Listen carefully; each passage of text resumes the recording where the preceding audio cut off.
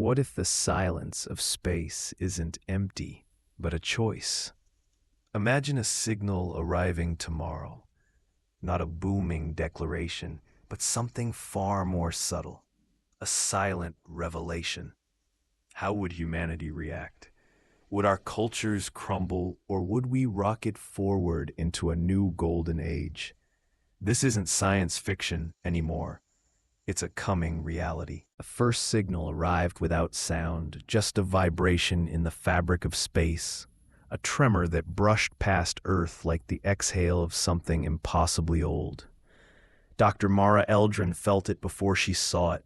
A shiver climbed her spine, the kind that comes when someone whispers your name in a room you thought was empty. She leaned closer to her console aboard the research vessel Solace, her breath fogging the glass. Something was out there, watching, and for reasons she couldn't explain, it felt familiar. The numbers on her screen began twisting into patterns, spirals, harmonics, fractal pulses that mirrored human brainwaves. Her throat tightened. This wasn't a message coded for instruments. It was a message coded for minds. This shouldn't be possible, she breathed, but the room around her stayed silent, as if the ship itself was holding its breath. When space tore open in front of the Solace, it didn't roar or flash. It unfolded quietly, like silk pulled aside. A structure emerged, no engines, no weapons, just a drifting cathedral of obsidian and starlight. Every surface shimmered like the inside of a black ocean. Mara's heart hammered so hard she felt her ribs ache. Her crew whispered behind her, but their voices faded into a distant blur. Her gaze locked on a single detail. The ship wasn't transmitting anything. No warnings, no threats, no greetings. It simply waited, as though expecting her. A low hum seeped into the air, too soft to hear, too deep to ignore. Mara felt pressure build behind her eyes, a gentle push, not hostile but intimate. Something touched her mind like fingertips on water. A memory surfaced, her mother's voice singing when she was small, her father laughing in the kitchen, moments she hadn't thought of in years. Tears welled before she could stop them. It was showing her hers. She gasped, stepping back, palms trembling. The alien craft brightened, ever so slightly, its surface blooming with faint patterns, shapes that mirrored human neurons. It was learning her, mirroring her, reflecting her. The galaxy had not reached out to study humanity. It had reached out to understand it. "Command wants us to retreat," Captain Rourke muttered behind her, voice taut with fear. "They think it's invasive, psychological warfare." "No," Mara whispered. Her heartbeat slowed, replaced by a strange calm. "It's communication. This is how they speak." The patterns pulsed again, not words, not images, but emotion distilled into pure form. Curiosity, caution, awe.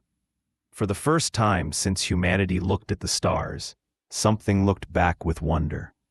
The ship opened, not with doors or lights, but with silence bending around a widening aperture.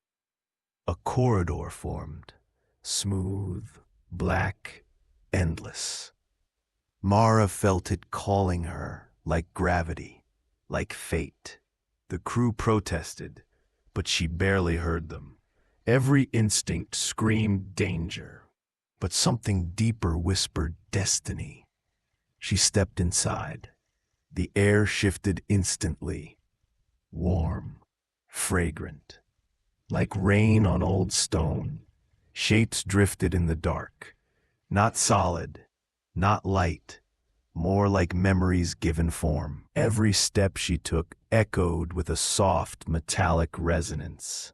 Her hands tingled, her thoughts blurred. The corridor responded to her heartbeat, its walls rippling faintly with each thud.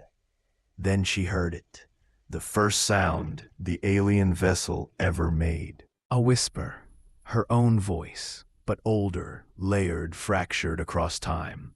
It said her name, not as it was now, but as she had heard it as a child, as a teenager, as an adult. Every version of her identity braided into one sound. She froze. Her breath hitched. Images flooded her vision. Earth from orbit, human art, human war, human love, human grief. The ship wasn't showing her alien culture. It was reflecting humanity back at her, piece by piece, as though weighing the value of her entire species. Her knees buckled. She grabbed the wall, fingers sinking into something warm and fluid. "What are you?" she whispered. The corridor brightened slowly, revealing a chamber that didn't seem built, but grown. In its center floated a sphere of shifting colors, each hue vibrating with meaning. She felt its voice before she heard it. "We remember you." Mara's pulse stopped for half a second. "Remember us?" she whispered. "Not you. What came before you. The ones who walked your world when it was young. The ones who left you seeds." Her mouth ran dry. "You're saying humans weren't alone? That we're part of something older?" The sphere dimmed, the colors folding like wings. "We watched your kind rise. We watched you fall. We watched you hurt. We watched you hope. We learned your silence. Now learn ours." Behind her, alarms blared from the Solace.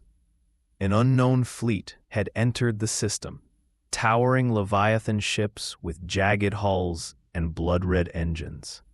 Predators, hunters, the ones humanity had feared meeting. The silent vessel reacted in an instant. The chamber shuddered with a low-frequency pulse that made Mara's vision blur. The alien sphere brightened, its colors turning fierce. "They search for us. They destroy what they do not understand." Mara swallowed hard. "What do they want?" "To silence us. To silence you. To silence the ones who came before." A shockwave rattled the chamber. Outside, the Predator fleet opened fire, beams of molten light ripping through space. But every shot dissolved before reaching the silent vessel, disintegrating like snowflakes in sunlight. Mara felt rage, not hers, but the ship's, a deep, sorrowful fury. "You're protecting us," she whispered. "We remember our makers. You carry their echo. We will not lose you again." Its ship unfolded like a blooming star. Tendrils of shimmering energy reached outward, weaving around the Predator fleet. Mara felt the force ripple through the floor, gentle, precise, ancient.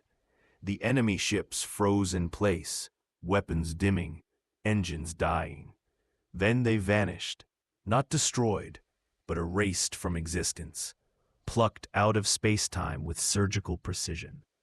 Mara collapsed to her knees. That wasn't war," she breathed. "No, that was silence." The chamber dimmed, its light growing soft, almost mournful. "Your kind is young, but your hearts are loud. We came because it is time. Time to remember what you are. Time to decide what you will become." Her eyes burned with tears. "Tell me what to do." The sphere drifted closer, its glow reflecting in her wet lashes. Listen, and let your world listen. She felt a warmth spread through her chest, a sense of connection, of infinite presence. A doorway opened behind her, leading back to the solace. Carry our silence to your people, for in silence, truth speaks. The vessel began folding itself back into nothingness, its dark beauty fading like a dream at dawn. Mara reached out a trembling hand, but it was already gone, leaving behind only stardust and a hum that felt like a memory. Captain Rourke steadied her as she stepped back aboard. "What did it say?" he whispered. Mara stared at the empty space where the ship had been. Her voice was steady, but her soul trembled. It said, "Humanity is not alone." She swallowed hard, a single tear tracing her cheek. "And we were never meant to be silent."